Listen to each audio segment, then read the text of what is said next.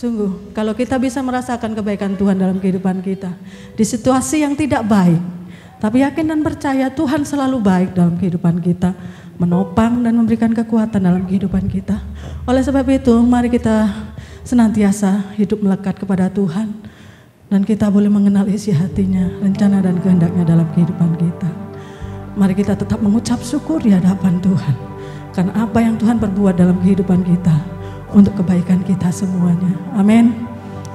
Haleluya.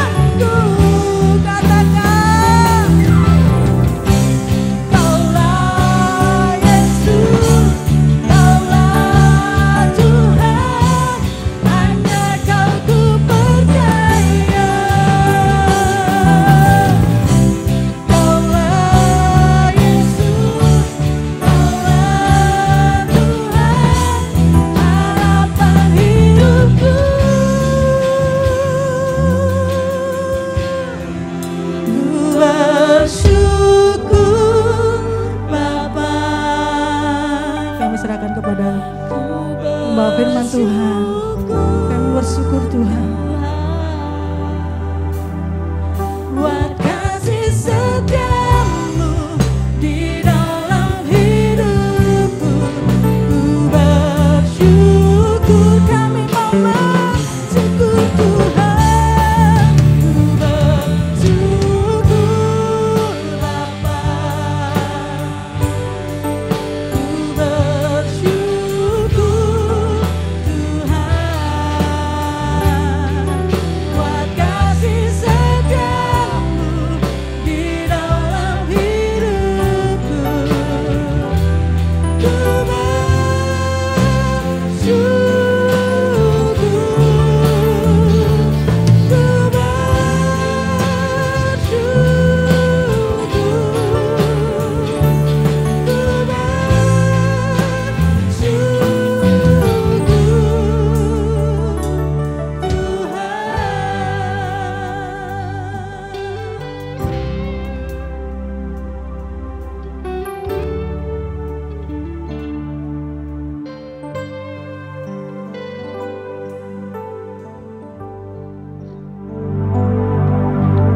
Tidak bisa kami hitung apa yang telah Kau buat dalam hidup kami. Terlalu banyak Tuhan, terlalu besar ya Tuhan perbuatan-Mu dalam hidup kami. Kalau kami hari ini ada juga karena kasih setia-Mu, karena kemurahan-Mu, karena kehendak-Mu ya Tuhan. Dan kalau Tuhan masih izinkan kami bisa beribadah, bisa berhadapan dengan Tuhan, bisa menghadap Tuhan dengan membawa pujian kami ya Tuhan. Semua karena anugerah-Mu Tuhan. Kalau sebentar kami juga akan menerima berkat dari firman Tuhan. Semua juga karena anugerah Tuhan dalam hidup kami. Biar kami menghargai kasih karunia-Mu. Tidak membuat menjadi sia-sia semua yang Kau buat dalam hidup kami ya Tuhan. Sesuai dengan kehendak-Mu Tuhan. Untuk kami menghargai kasih karunia Tuhan. Terima kasih Tuhan, kami mau dengar firman-Mu, biarlah urapan-Mu ada pada hamba-Mu dan seluruh jemaat yang mendengar. Dan biarlah kuasa firman itu bekerja dalam hati kami, membangun kehidupan kami untuk makin berkenan kepada Tuhan. Terpujilah Engkau Tuhan, mengucap syukur dalam nama Yesus kami sambut kebenaran firman-Mu, haleluya. Amin. Shalom Bapak Ibu Saudara yang dikasihi Tuhan. Puji Tuhan, terlalu banyak yang Tuhan perbuat dalam kehidupan kita. Dan kita ada saat ini juga karena kemurahan Tuhan. Mari kita akan sama-sama belajar firman Tuhan yang terambil dari Roma pasal yang ke-11 ayat 33 sampai 36. Saya mengambil judul firman Tuhan hari ini adalah dari Dia, oleh Dia, kepada Dia. Kita akan baca bersama-sama dulu dari Roma 11 ayat 33 sampai 36. Roma 11 33 sampai 36. Saya mengajak kita membaca bergantian. Saya baca ayat 33, Bapak Ibu baca ayat 34, kemudian 35 saya baca, 36 kita baca bersama-sama. Roma 11 ayat yang ke-33. Oh, alangkah dalamnya kekayaan, hikmat dan pengetahuan Allah. Sungguh tidak terselidiki keputusan-keputusannya dan sungguh tak terselami jalan-jalannya. Sebab siapakah yang mengetahui pikiran Tuhan, atau siapakah yang telah menjadi penasehatnya? Ayat 35. Atau siapakah yang pernah memberikan sesuatu kepadanya sehingga ia harus menggantinya? Karena sebab segala sesuatu adalah dari Dia dan oleh Dia dan kepada Dia. Bagi Dialah kemuliaan sampai selama-lamanya. Alangkah dalamnya kekayaan hikmat dan pengetahuan Allah. Poin firman Tuhan adalah di ayat yang ke-36. Alangkah dalam segala sesuatu adalah dari Dia, oleh Dia, kepada Dia. Ini yang saya ambil sebagai judul firman Tuhan pada pagi hari ini. Kenapa bisa dikatakan ayat 36 ini segala sesuatu adalah dari Dia, oleh Dia dan kepada Dia. Ya. Kata sebab ya sebagai awal dari ayat 36 ya ini menunjukkan satu sebab dari ayat-ayat sebelumnya. Ya, mengapa ya Dia itu bisa melakukan segala sesuatu? Ya. Mengapa segala sesuatu bisa dibuat oleh Dia? Ya. Dan mengapa bagi Dia kemuliaan? Karena di ayat yang ke-33 itu dikatakan alangkah dalamnya, ya, alangkah dalamnya kekayaan hikmat dan pengetahuan Allah kita. Ya. Jadi Allah kita itu maha segala-galanya. Ya. Tidak ada yang bisa menandingi. Siapa yang bisa mengetahui pikiran Tuhan? Ya memang pikiran manusia pun ya tidak ada orang yang bisa tahu gitu ya. Tetapi Tuhan itu jauh lebih daripada manusia. Siapa yang pernah menjadi penasehatnya? Ya. Manusia siapapun dia ya, masih butuh penasehat. Ya. Tapi Tuhan itu tidak ada yang pernah bisa menjadi penasehatnya. Ya. Siapa yang pernah harus memberi sesuatu sampai dia harus mengembalikan? Ya, tidak ada. Ya. Karena apa? Karena alangkah dalamnya kekayaan hikmat pengetahuan Allah itu. Sehingga segala sesuatu itu adalah dari Dia, ya, oleh Dia dan kepada Dia. Ya, kita melihat bagian yang pertama. Segala sesuatu itu dari Dia. Ya. Artinya apapun yang ada di dunia ini, baik itu materi, ya, manusia, ya, kemudian alam semesta, ya, dunia di luar angkasa sana, planet-planet, ya, semua yang ada di luar bumi, di atas bumi, di angkasa sana. Ya. Kemudian apalagi yang ada, ya, hikmat, ya, ada kuasa, otoritas, kendali, ya. Semua itu berasal dari Tuhan dan milik Tuhan. Kita lihat di Kejadian 1 dan 2 itu bagaimana segala sesuatu yang ada di dunia ini berasal, ya, dari Tuhan yang menciptakan. Menciptakan dari apa yang ada di bumi ini, ya, lautan, daratan, siang, malam, tumbuh-tumbuhan, ya, hewan dan sebagainya sampai manusia juga, matahari dan segala bintang-bintang di langit. Semua Tuhan yang menciptakan, semuanya berasal dari Tuhan. Ya. Di dalam Mazmur 50 ayat 12b dikatakan, punyakulah dunia dan segala isinya. Ada perumpamaan di situ di Mazmur 50, kalau aku lapar, aku enggak butuh ya minta sesuatu dari orang lain. Ini metafora ya, Tuhan enggak pernah lapar ya. Tapi itu menunjukkan bahwa segala sesuatu itu adalah berasal dari Tuhan dan milik Tuhan sampai selama-lamanya.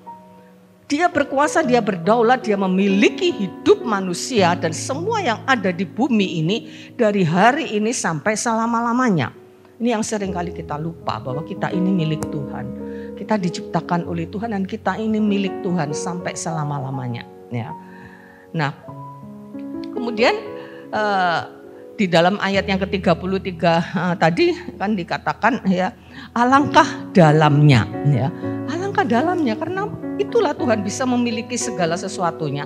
Karena terlalu dalam, alangkah dalamnya kekayaan, hikmat, ya, pengetahuan Allah itu sungguh teralangkah. Kata alangkah ini kata menunjukkan sesuatu yang paling gitu ya, yang luar biasa, ya.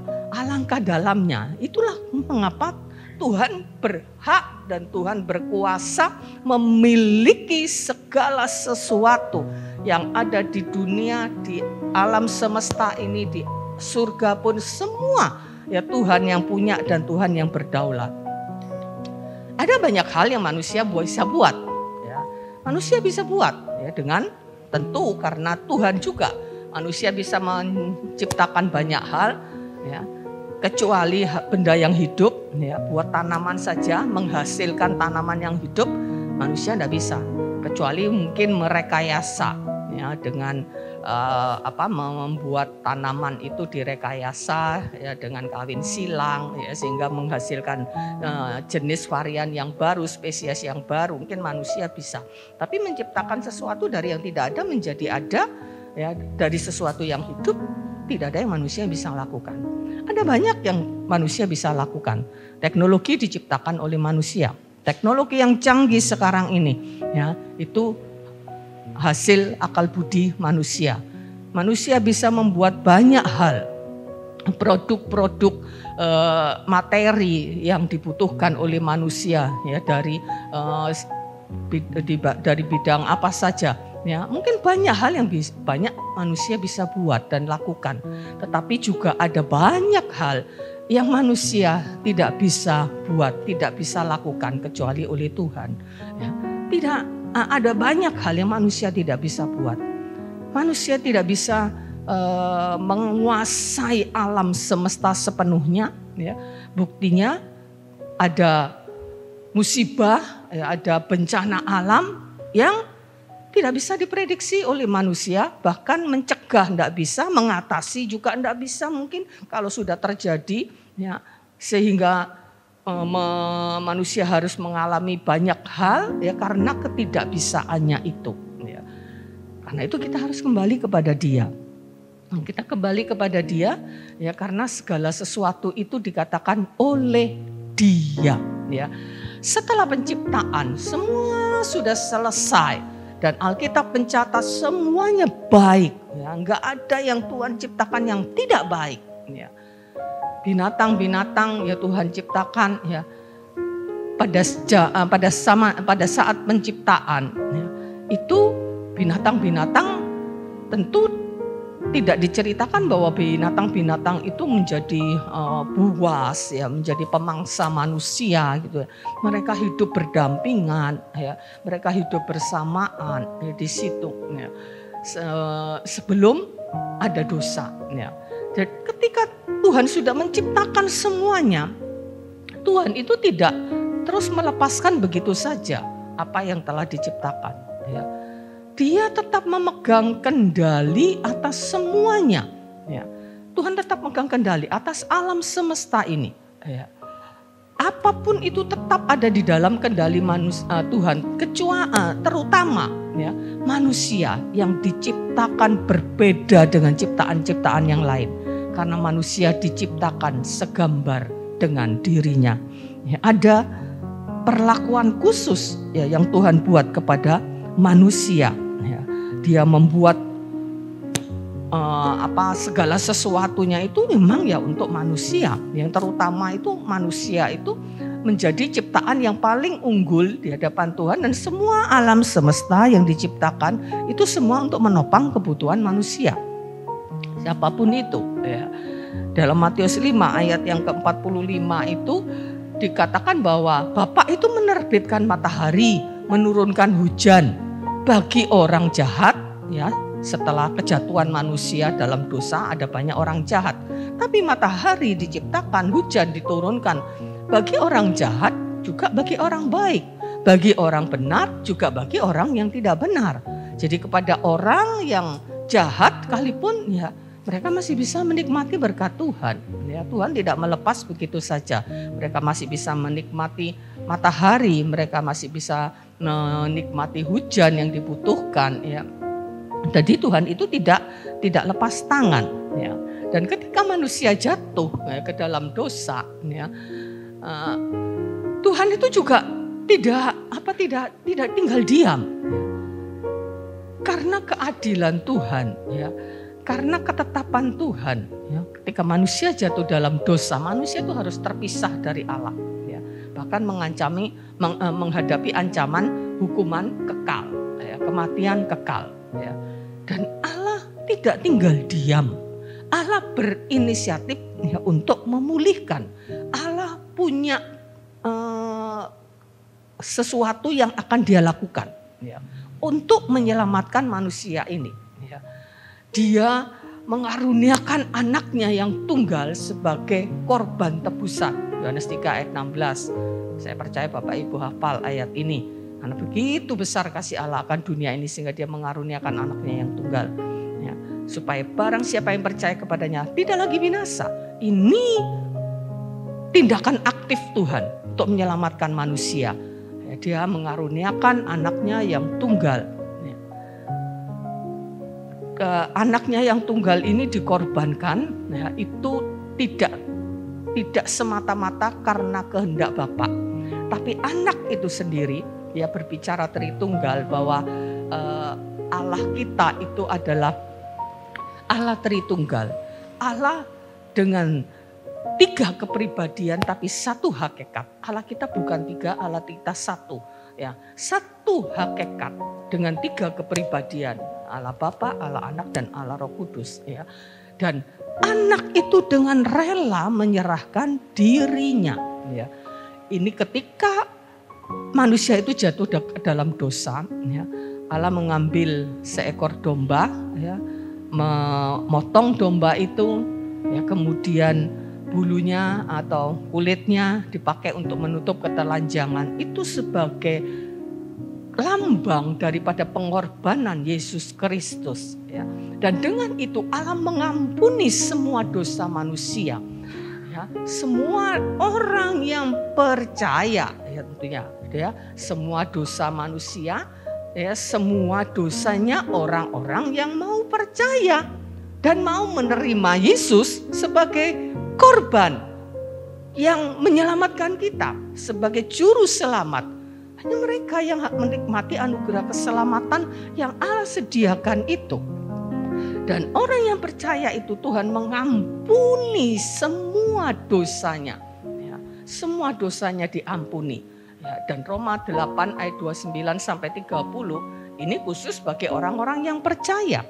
Ya, orang-orang yang tidak percaya mereka tidak bisa mengalami tindakan Tuhan ini, ya, tindakan aktif dia yang dikatakan oleh dia, artinya dia itu melakukan segala sesuatu. Segala sesuatu dilakukan oleh dia.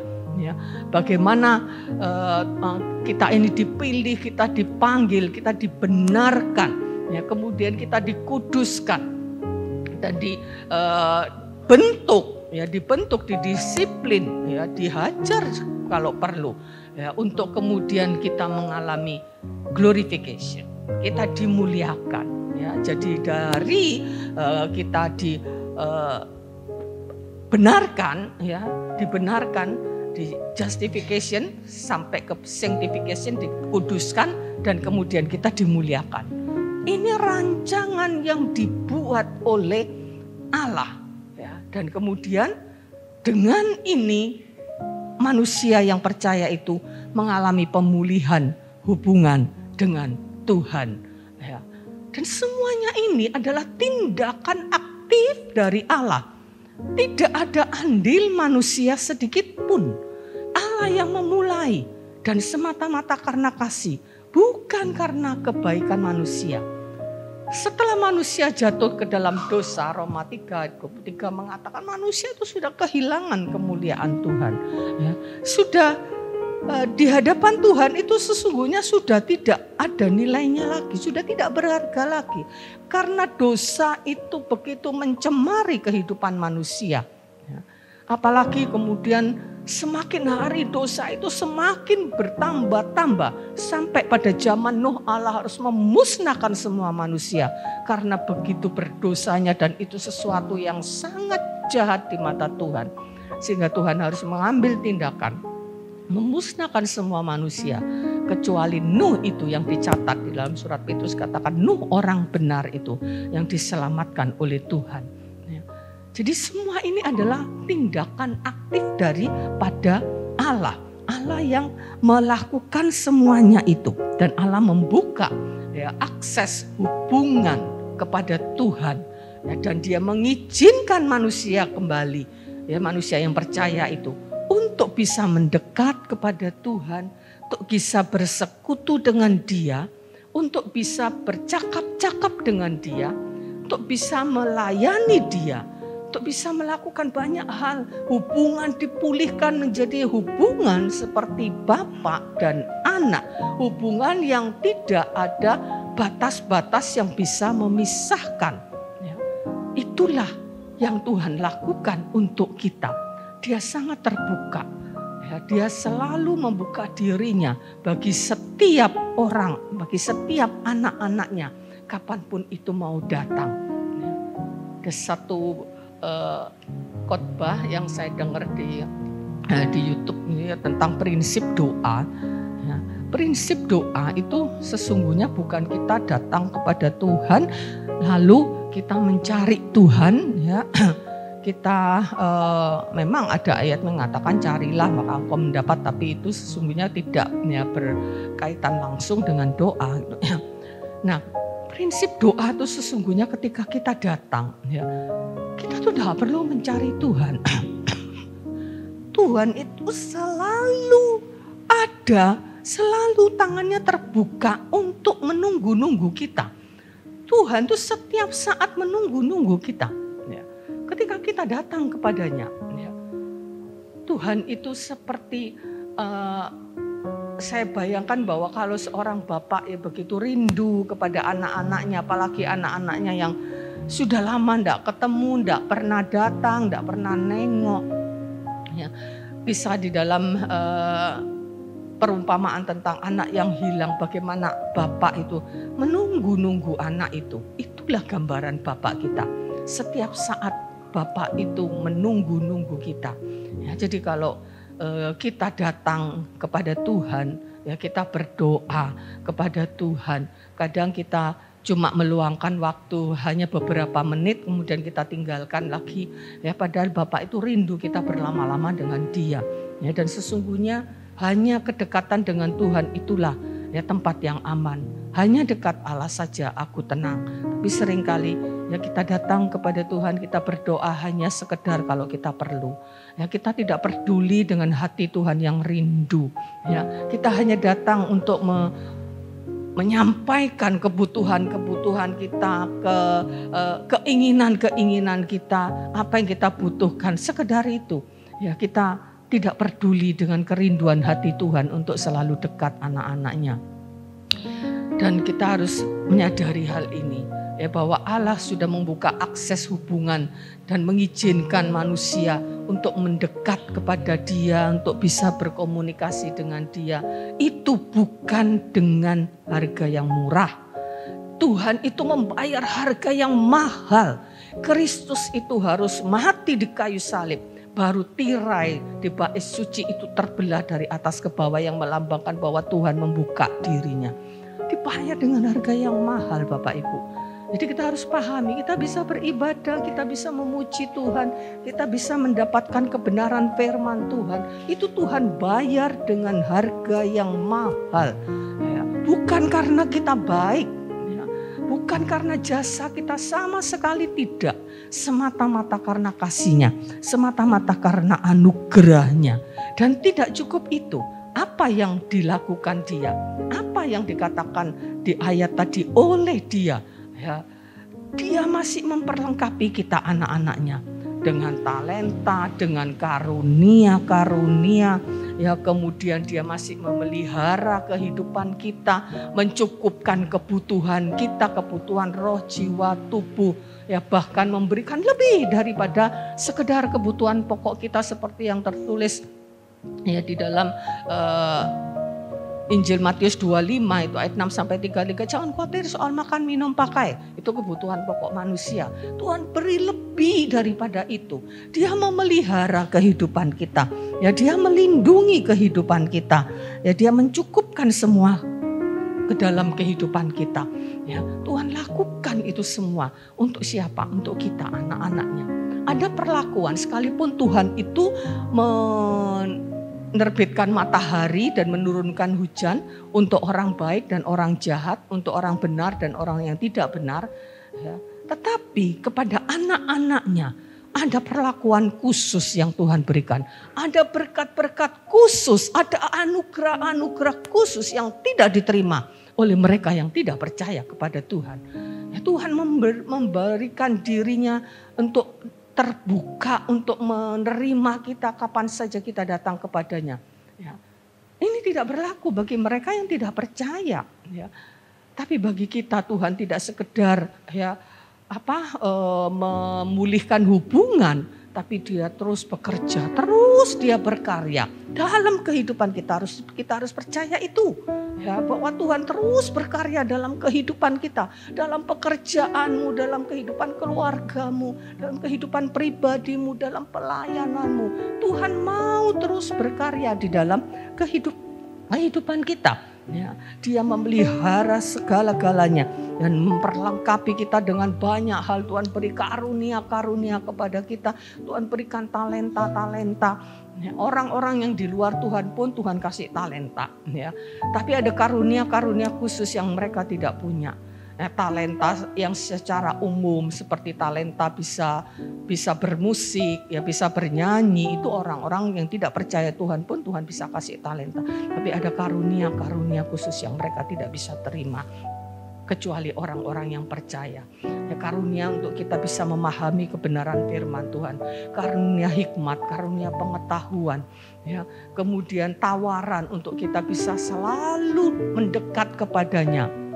Ya, Mazmur 15 mengatakan, siapa yang boleh menumpang di tempatmu yang kudus? Ya, yaitu mereka yang tidak bercela, mereka yang diampuni, mereka yang sudah dinyatakan orang benar, itu yang bisa datang menghadap kepada Dia. Ya, jadi Bapak Ibu Saudara yang dikasihi Tuhan, semua Tuhan lakukan untuk kita sampai hari ini Dia bekerja. Yesus menyatakan ketika dalam satu saat Dia menyembuhkan orang buta, Bapakku itu bekerja sampai sekarang. Ya, aku pun juga bekerja. Lalu bagaimana dengan kita? Ya, jadi Tuhan itu bekerja sampai hari ini. Dia mau mengurusi kehidupan kita pribadi lepas pribadi. Ya, sampai hal rambut di kepalamu pun terhitung. Ya. Sampai Tuhan memelihara segala kebutuhan makan minum kita. Ya. Bunga di padang pun Tuhan pelihara. Ya, apalagi kita. Ya, burung-burung di udara juga Tuhan pelihara. Apalagi kita anak-anaknya. Tuhan memelihara kehidupan kita, orang-orang yang dikasihinya. Orang-orang yang menjadi anak-anaknya. Tuhan melakukan segala sesuatu. Apapun yang ada di dunia ini di dalam kendali dan di dalam kedaulatan Tuhan. Ya, Tuhan yang berkuasa ya atas segala sesuatu yang ada di dunia ini. Tapi bukan berarti ya, kalau ada musibah, ada banjir, ada gempa bumi itu Tuhan yang buat, ya. Tidak. Ada banyak hal itu sebagai dampak daripada ulah manusia. Ya, ada banyak hal yang terjadi. Ya, karena itu dampak daripada perbuatan dosa manusia. Alam menjadi rusak karena ulah manusia. Ya. Apa yang terjadi mungkin bencana itu sesuatu kan yang tidak sejalan sepertinya ya dengan kasih Tuhan. Kalau Tuhan mengasihi, kenapa bisa terjadi banjir badang yang bisa menewaskan banyak orang, bisa terjadi gempa bumi yang menewaskan banyak orang, bisa terjadi banyak bencana ya, gunung meletus dan sebagainya ya. Kan itu bertentangan dengan tindakan Tuhan yang dikatakan Tuhan yang Maha Kasih ya. Ada banyak yang tadi dikatakan di ayat yang ke 33 itu terlalu dalam hikmat pengetahuan Tuhan, kadang kita tidak bisa menyelidiki ya, tidak terselidiki keputusan-keputusannya, kadang kita tidak bisa memahami sepenuhnya jalan-jalan Tuhan ya. Tapi tetap kita harus percaya bahwa Allah itu Allah yang alangkah dalam hikmatnya dan sebagainya itu ya, Allah yang tidak pernah salah ya. Dalam kehidupan kita pun ya. Minggu lalu saya 2 minggu yang lalu saya sampaikan ya, kita ada banyak ketidakbahagiaan yang ada yang menyertai kehidupan kita gitu, yang harus kita berjalan bersama-samanya, yang Tuhan izinkan ya. Orang yang mengalami sakit penyakit Tuhan tidak janji bahwa doa pasti sembuh, tidak. Buktinya ada banyak ya orang percaya, hamba-hamba Tuhan ya, yang mati dalam tanda petik karena sakit. Sakitnya tidak disembuhkan ya. Tapi sesungguhnya bukan karena penyakit itu orang itu mati, karena dipanggil oleh Tuhan ya. Bukan karena karena wah Tuhan itu enggak mau dengar, wis Tuhan itu melakukan sesuatu yang enggak baik. Tidak, Tuhan itu selalu baik. Ya. Kalau Tuhan ingin memanggil kita ya, untuk datang kepada Dia, ya, itu karena kebaikan Tuhan juga. Ya, karena itu Rasul Paulus mengatakan mati bagiku itu adalah keuntungan. Ya, karena kita boleh berkumpul bersama-sama dengan Tuhan. Ya, sedikit menyimpang ya, ada istilah yang salah kaprah ya gitu ya. Kalau orang mati itu pulang ke rumah Bapak. Ini saya pernah dengar satu khotbah di satu upacara pemakaman seorang ibu gembala di Bandung waktu itu. Hamba Tuhan tuh mengatakan sebetulnya istilahnya kan sering kali kalau ada orang mati itu telah pulang ke rumah Bapak. Sebetulnya itu salah kaprah ya. Kalau pulang itu kan berarti kita dari sana. Ya, kalau kita pulang ke rumah kan karena kita tinggal di situ ya. Sebetulnya istilahnya bukan pulang ya. Karena kita enggak pernah tinggal sama Bapak. Ya, kita selamanya ada di dunia. Kalau kita pergi kepada Bapak itu karena dipanggil Tuhan. Jadi istilah yang betul dipanggil Tuhan. Ya. Karena itu saya kalau nulis berita duka itu telah dipanggil Tuhan. Bukan pulang ke rumah Bapak. Ya. Memang kita akan pergi ke rumah Bapak, tapi istilah pulang ya itu kurang tepat ya. Karena kita tidak pernah tidak pernah di sana, belum pernah di sana ya. Kita akhir di dunia ini ya, belum pernah ke rumah Bapak ya. Tapi kita dipanggil oleh Tuhan. Ya, Tuhan bisa pakai berbagai macam cara. Apapun dalam kehidupan kita, ya kita mau melakukan segala sesuatu, mari kita percayai ya Tuhan itu mau mengurusi kita. Tapi seringkali kita yang mengabaikan gitu. Ya kadang kita lupa ya, dengan Tuhan. Kalau sudah kepentok ya kita ada masalah, nggak bisa menyelesaikan berat, baru kita datang kepada Tuhan. Mari segala sesuatu itu oleh Dia, itu artinya bahwa Tuhan itu selalu melakukan sesuatu tindakan yang aktif. Tuhan selalu memulai sesuatu. Segala sesuatunya itu mulai dari Tuhan. Ya kita bisa berkarya itu semua karena Tuhan. Ya. Dan yang kemudian dikatakan di dalam 1 Timotius 5 ayat 23. Semoga Allah damai sejahtera itu akan menguduskan. Dia akan terus menguduskan seluruhnya. Ya. Semoga roh, jiwa dan tubuhmu itu sampai terpelihara. Ya, sempurna dengan tidak bercacat pada hari kedatangan Yesus Kristus. Tuhan akan berlaku sampai Tuhan Yesus datang untuk menjemput kita kalau kita belum dipanggil duluan. Kalau Tuhan Yesus datang kita masih ada di dunia ya, kita akan mengalami kesempurnaan itu. Dan ketika kita sudah mati pun ya, ketika Tuhan datang, Tuhan bangkitkan kita, Dia akan terus bekerja sampai ya kedatangan Tuhan Yesus ya. Yudas 24 juga mengatakan bagi Dia yang berkuasa menjaga supaya kamu jangan sampai tersandung. Ya tersandung saja Tuhan akan jaga ya. Tapi tidak dalam arti ya tidak semuanya bisa diartikan literal. Buktinya ya kita bisa tersandung ya, kesandung batu ya, tidak dalam arti literal. Ya saya kemarin juga sempat kepreset gitu ya, mau menggendong Calvin kepreset, untung udah sampai jatuh. Ya artinya bukan berarti kita nggak pernah kesandung. Ya tetapi artinya kita tidak akan pernah sampai jatuh disandung di dalam dosa dan membawa ini kamu dengan tak bernoda dan penuh kegembiraan di hadapan kemuliaan. Sampai segitunya Tuhan berkarya, bekerja dalam kehidupan kita. Ya. Tapi kalau kita tidak mau ikut prosesnya Tuhan, ya kadang Tuhan hajar kita. Anak yang dikasihi itu dihajar, Ibrani 13 mengatakan. Ya, anak yang dikasihi itu dihajar. Ya. Kecuali anak-anak yang ya bukan anak-anak sah, anak-anak gampang mungkin dibiarkan. Tapi anak yang dikasih itu dihajar. Dihajar tentu kalau salah. Ya. Kalau nggak salah nggak mungkin dihajar. Ayah di dunia ini pun kalau anaknya nggak salah nggak mungkin dihajar. Ya. Tuhan ingin membawa kita itu sampai kepada kesempurnaan. Ya. Tidak sekedar sampai hidup di dunia ini saja yang dipelihara, makan, minum. Kadang kan kita berfokusnya hanya kepada hidup di dunia ini. Kita tidak pernah lupa untuk berpikir sampai kepada kekekalan, bagaimana kita nanti bisa berhadapan dengan Tuhan. Ya. Tuhan itu akan memelihara kita sampai sebegitunya. Mari kita percayai ya, perlakuan Tuhan, apa yang Tuhan lakukan, yang dikatakan oleh Dia, yaitu Tuhan itu akan melakukan sampai seperti itu. Ya, dan kemudian kepada Dia. Nah, ini bagian yang seringkali dilupakan. Seringkali kita hanya sampai kepada 2 poin itu. Ya, kita percaya semua dari Tuhan. Dan ini semua karena Tuhan. Oh, terima kasih Tuhan, Tuhan sudah berkati pekerjaan saya. Ya, Tuhan sembuhkan sakit saya. Ya, Tuhan tolong, Tuhan kabulkan doa saya. Oleh Dia, oleh Engkau Tuhan. Kita titik sampai di situ. Ingat, ayat ini berlanjut kepada Dia. Segala sesuatu dari Dia, oleh Dia. Jangan berhenti sampai di situ. Kepada Dia. Ya, kita baca di Ibrani pasal yang ke-13 ayat 20-21. Ibrani 13 ayat 20-21.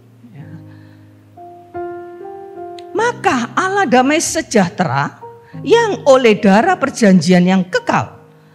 Perhatikan ayat-ayat ini, telah membawa kembali dari antara orang mati gembala agung segala domba, yaitu Yesus Tuhan kita. Ya. Karena darah damai sejahtera Allah itu darah perjanjian yang kekal membawa Yesus dari kematian. Ya, sebagai gembala agung segala domba, yaitu Yesus Kristus.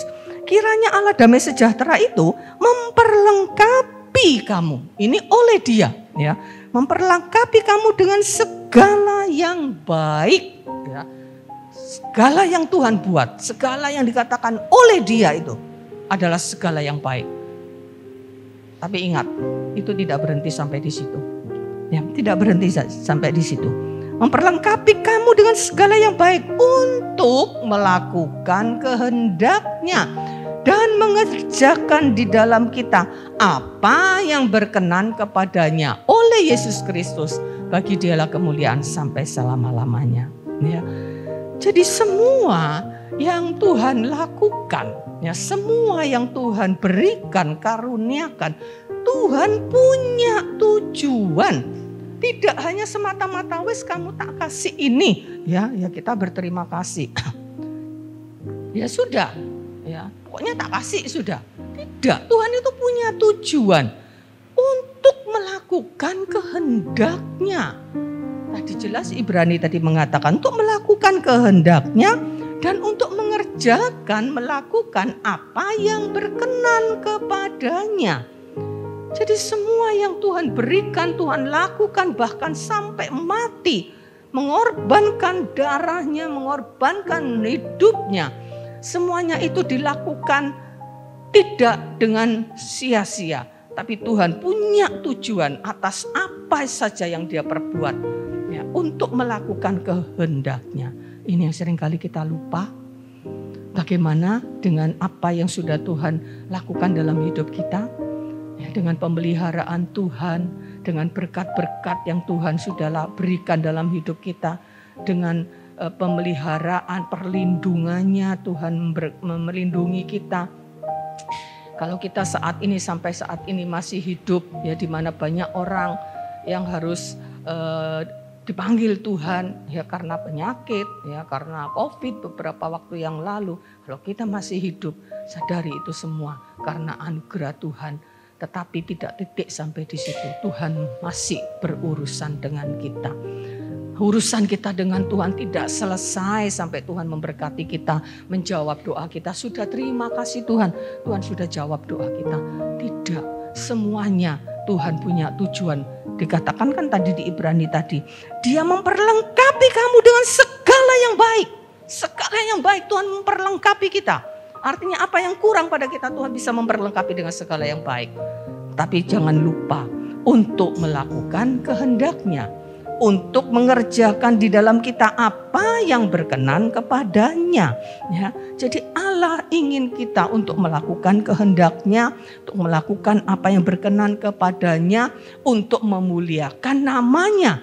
Ya, untuk melakukan semua yang apa yang Tuhan berikan kepada kita itu juga untuk kita bisa melakukan pekerjaan-pekerjaan Tuhan. Ada banyak pekerjaan-pekerjaan yang harus kita lakukan, yang Tuhan mau kita lakukan. Jangan pikir ya kita pokoknya cukup kita beribadah ke gereja 1 kali ya dalam seminggu. Ada banyak yang Tuhan ingin untuk kita lakukan. Di dalam Yohanes 14 ayat 12 ya, mungkin kita tidak usah buka, itu dikatakan barang siapa percaya kepadaku ya, barang siapa percaya kepadaku, ia akan melakukan juga pekerjaan-pekerjaan yang aku lakukan. Kalau kita percaya kepada Tuhan, maka sebetulnya kita juga akan melakukan pekerjaan-pekerjaan yang kita lakukan. 1 Korintus 15 ayat 58 mengatakan giatlah selalu di dalam pekerjaan Tuhan. Dan kami tahu apa yang kamu lakukan itu tidak sia-sia. Ya, giatlah selalu di dalam pekerjaan Tuhan. Ya, jadi ada tanggung jawab kita di dalam pekerjaan Tuhan. Seringkali kita salah kaprah bahwa pekerjaan Tuhan itu pekerjaan hamba-hamba Tuhan. Ya, mereka yang melayani di sini melakukan pekerjaan Tuhan. Lalu kita ini ya umat. Ya, kita ini orang yang dilayani ya, dalam ibadah kita dilayani, ada yang melayani pujian, musik, menyampaikan firman. Lalu kita tidak buat apa-apa. Ya. Ada banyak hal yang Tuhan ingin kita lakukan. 1 Korintus 10 ayat 31 sering saya singgung ayat ini. Kamu makan, minum, atau melakukan segala sesuatu, kita harus melakukannya. Ada tujuannya. Bukan sekedar untuk memenuhi kebutuhan tubuh kita, bukan sekedar supaya perut kita kenyang, tapi makan, minum pun lakukan untuk kemuliaan Tuhan. Ya. Jadi Bapak Ibu Saudara yang dikasihi Tuhan, Tuhan ingin bahwa kita melakukan banyak hal yang berkenan kepadanya untuk kemuliaannya. Tuhan ingin juga kita untuk bisa mengasihi sesama. Untuk kita bisa mengasihi sesama kita. Untuk kita bisa murah hati. Kita bisa memberi. Kita bisa berbagi dengan berkat yang Tuhan berikan kepada kita, anugerahkan kepada kita. Ya. Tuhan ingin kita juga bisa memberikan kepada orang lain, memperhatikan kebutuhan orang lain.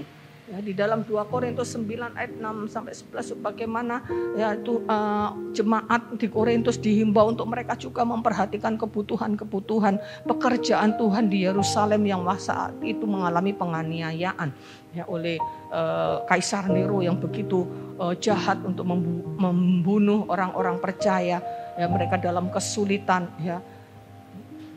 Bagaimana Tuhan juga ingin ya Tuhan memberkati kita ya, terlebih berkatnya orang memberi daripada menerima. Jadi lebih diberkati memberi daripada menerima ya. Tapi seringkali kita fokus hanya untuk menerima, mencari berkat Tuhan dan berhenti sampai di situ ya. Tuhan ingin kita memperhatikan dan berbuat kasih kepada sesama kita ya, saling menolong. Roma 15 ayat 2 biarlah kamu juga saling memperhatikan ya mereka yang lemah. Ya, Filipi 2 ayat yang keempat, jangan memperhatikan kepentinganmu saja, tapi perhatikanlah kepentingan orang lain juga. Galatia 6 ayat 10 katakan jangan jemu-jemu untuk berbuat baik. Tuhan ingin kita dengan apa yang Tuhan berikan dalam kehidupan kita, apa yang Tuhan lakukan dalam kehidupan kita. Jangan lupa, tidak untuk kita pribadi, tidak untuk kesenangan kita, untuk memuaskan keinginan kita, ya, tetapi untuk tujuan yang sudah Tuhan tetapkan. Untuk melakukan apa yang berkenan kepadanya, melakukan kehendaknya, dan melakukan apa yang berkenan kepadanya. Ya, dan kita harus memperhatikan banyak orang ya, dengan apa yang bisa kita lakukan. Kesehatan yang kita punya, Tuhan ingin kita pakai untuk memuliakan Tuhan. Ya, apa yang Tuhan berikan kepada kita, mungkin kita punya kuasa, otoritas, kedudukan, dan sebagainya. Tuhan ingin kita pakai itu semua untuk kemuliaan Tuhan. Dan Allah menuntut pertanggungan-jawab. Ya. Allah menuntut pertanggungan-jawab. Jangan cuma kita minta sesuatu dari Tuhan. Allah menuntut pertanggungan-jawab. Ya, kisah perumpamaan talenta Matius 25. Bagaimana setiap talenta yang Tuhan berikan itu harus diusahakan dan dikembangkan. Nah, itu yang Tuhan minta pertanggungan-jawabnya. Ketika dia minta pertanggungan-jawab ya, kepada hamba yang tidak mengembangkan talentanya, Tuhan katakan jahat. Jadi kalau kita tidak melakukan atau tidak mengembangkan kasih karunia Tuhan dalam kehidupan kita untuk dipertanggungjawabkan kepada Tuhan, ya bukan sekedar untuk ya kalau kita punya modal, kita ingin modal kita berkembang, ya kita punya kemampuan, kita ingin kemampuan kita berkembang, ya. Tapi jangan lupa, ya bukan untuk kepentingan kita pribadi. Ada hal yang harus kita pertanggungjawabkan di hadapan Tuhan. Ya, dan kalau kita tidak bisa mempertanggungjawabkan di hadapan Tuhan, ya itu sama dengan sebuah kejahatan. Karena itu kepada hamba yang diberi 1 talenta dan dia menganggap bahwa tuannya itu jahat. Ya, Tuhan mengatakan engkau jahat. Ya. Jadi Bapak Ibu Saudara yang dikasih Tuhan, Allah itu menuntut pertanggungan jawab. Ya, di dalam Roma 14 ayat yang ke-11 dan 12, ya di ayat yang ke-12 dikatakan, demikianlah setiap orang di antara kita, di antara orang-orang percaya, akan memberi pertanggungan jawab tentang dirinya sendiri kepada Allah. Masing-masing dituntut pertanggungan jawab. Pada saat nanti, ya kita berhadapan ketika Tuhan Yesus datang, ya. Ada perjamuan kawin anak domba, ya ada di situ kita merasakan sukacita di mana kita dipersatukan Kristus sebagai mempelai laki-laki dan kita semua sebagai mempelainya, ya. Tapi di situ juga ada pertanggungan jawab, ada penghakiman, bukan untuk diadili, untuk dibuang karena kesalahan kita, karena tidak, kita sudah dibebaskan dari hukuman kekal itu, tapi ada pertanggungan jawab yang Tuhan minta. Atas kasih karunia yang Tuhan anugerahkan, atas talenta-talenta yang Tuhan berikan, atas berkat-berkat yang Tuhan berikan. Dan di situ nanti juga ada pembagian upah. Nanti kita lihat di bagian berikutnya ya. Ya, jadi ada pertanggungan jawab. Ya, karena itu dalam Kolose 3 ayat 23 dikatakan, apapun juga yang kamu perbuat, perbuatlah dengan segenap hatimu seperti untuk Tuhan dan bukan untuk manusia. Jadi kalau kita melakukan segala sesuatu, makan, minum, ya, lakukan segala sesuatu untuk kemuliaan Tuhan. Dan apa saja yang kita perbuat, kita bekerja, kita berdagang, ya kita sebagai seorang karyawan, kita sebagai guru, sebagai apapun, lakukan yang terbaik seperti untuk Tuhan. Seperti untuk Tuhan. Karena Tuhan itu berurusan dengan pekerjaan kita. Ya. Kalau di ayat yang berikutnya, di ayat yang ke-24, nanti dari Tuhan kamu juga akan mendapat upah. Kamu bekerja sebagai seorang pengusaha, tapi kamu bekerja dengan segenap hati untuk Tuhan. Ada berkat lebih dari usahamu. Kamu berhikmat dan diberikan oleh Tuhan kemampuan, maka engkau bisa berhasil, ya, berkembang usahanya. Tapi ada berkat khusus lagi dari Tuhan sebagai Tuhan karena engkau melakukannya dengan segenap hati seperti untuk Tuhan. Bapak Ibu, apapun yang kita lakukan sesederhana mungkin, ya mungkin yang jualan kue, lakukan seperti untuk Tuhan, lakukan yang terbaik, ya adonan yang baik, takaran yang baik, kebersihannya dijaga, ya tidak asal-asalan, ya kita bekerja berdagang juga. Ya, yang baik, yang jujur seperti untuk Tuhan. Karena neraca palsu itu atau neraca yang tidak betul di Amsal itu dikatakan kebencian kepada Tuhan, ketidakjujuran, ya itu tidak berkenan di hadapan Tuhan. Apapun yang kita kerjakan, lakukan seperti untuk Tuhan. Ya, memang kau punya atasan di dunia ini, yang sebagai orang yang bawahan yang punya atasan, kau melakukannya untuk atasanmu, untuk perusahaan, ya. Tetapi di atas semuanya itu ada Tuhan yang tetap mengawasi kita. Ya. Bos kita, atasan kita mungkin tidak tahu. Ya, kita kerja sambil menggunakan waktu sia-sia, kita main HP, mungkin kita tidak maksimal kerja. Ya, mungkin atasan kita tidak tahu, rekan sekerja kita tidak tahu, tapi Tuhan tahu. Ya, Tuhan tahu. Lakukan segala sesuatu sebaik mungkin seperti untuk Tuhan. Engkau bekerja, engkau melakukan apa saja. Jangan ada tipu daya, jangan ada manipulasi, jangan ada rekayasa. Ya, lakukan sebaik-baiknya. Ya, kepada karyawan yang seadil-adilnya, yang jujur, jangan berkata-kata yang bohong, jangan mengelabui. Ya, minta hikmat dari Tuhan supaya kita bisa melakukan segala sesuatunya sepenuhnya seperti untuk Tuhan. Artinya melakukan yang terbaik untuk Tuhan. Kita percaya kita akan bisa. Dan pada akhirnya Tuhan itu menyediakan upah. Ada upah. Ya. Kamu memberi secangkir air sejuk. Sedikit secangkir air saja. Kamu tidak akan kehilangan upahnya. Memberi secangkir air sejuk kepada salah seorang karena dia hamba Tuhan. Artinya kita dengan penuh kasih. Ya. Menolong orang dengan hanya secangkir air. Tidak akan kehilangan upahnya. Apapun yang kita buat seperti untuk Tuhan, kita tidak akan kehilangan upahnya. Ya, di dalam 1 Korintus 3 ayat yang ke-14, pekerjaan yang dibangun seseorang, jika pekerjaan itu tahan uji, artinya apa yang kita kerjakan itu diuji, pasti diuji oleh Tuhan. Ketulusan kita dalam kita bekerja, ketulusan kita, kesetiaan kita, kejujuran kita, diuji semuanya. Dan kalau semuanya itu teruji, tahan uji, ia akan mendapat upah. Ya, kita akan mendapat upahnya. Lakukan segala sesuatu yang terbaik. Apa yang kita perbuat dalam hubungan keluarga, ya, antara anak dengan orang tua, mertua dengan menantu, lakukan yang terbaik seperti untuk Tuhan. Ya, menantu melayani mertua walaupun bukan orang tua sendiri, lakukan yang terbaik seperti untuk Tuhan. Demikian juga sebaliknya.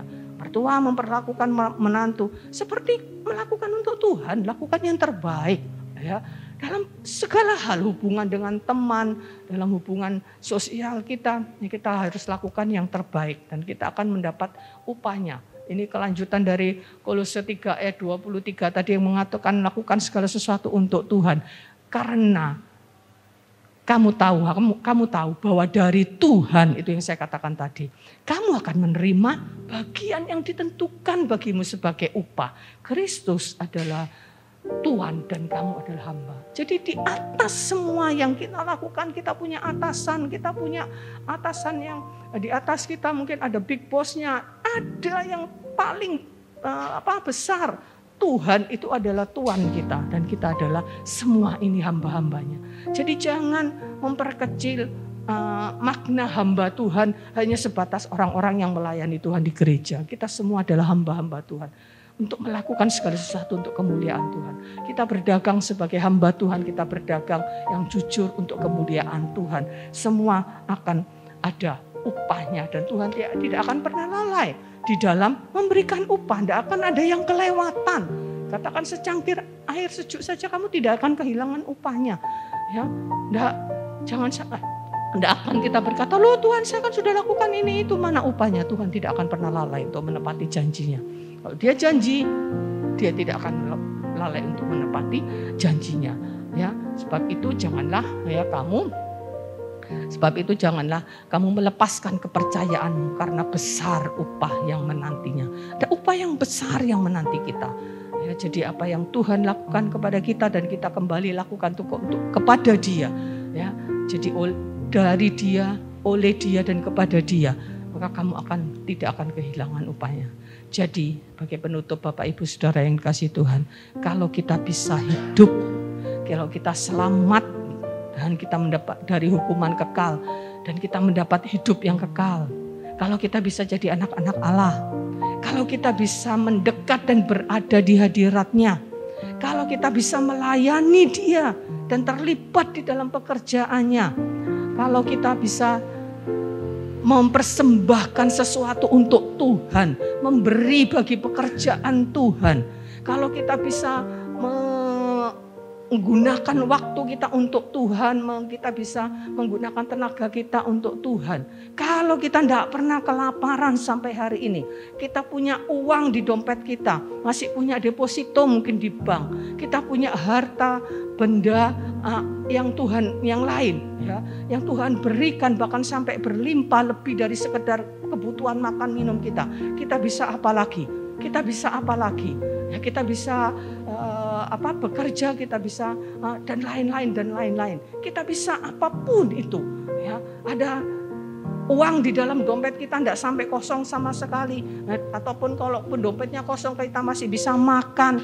Ya, apapun yang masih kita bisa lakukan, semua karena Tuhan.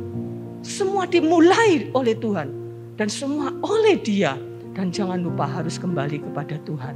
Ya, sebab siapakah, ya, 1 Korintus 4 ayat yang ke-7, sebab siapakah yang menganggap engkau begitu penting? Apa sih yang kau punya yang tidak engkau terima? Jadi apapun yang kita punya, karena kita terima dari Tuhan. Betul itu hasil usaha kita. Kalau kita tidak bekerja tidak layak makan. Ya, betul kita bisa melakukan segala sesuatu karena kita bisa mengelola keuangan sehingga kita bisa punya simpanan. Betul. Ya, tetapi ingat bahwa di balik semuanya itu ada Tuhan yang berdaulat atas seluruh muka bumi ini. Ya, semuanya apapun yang engkau punya, ya.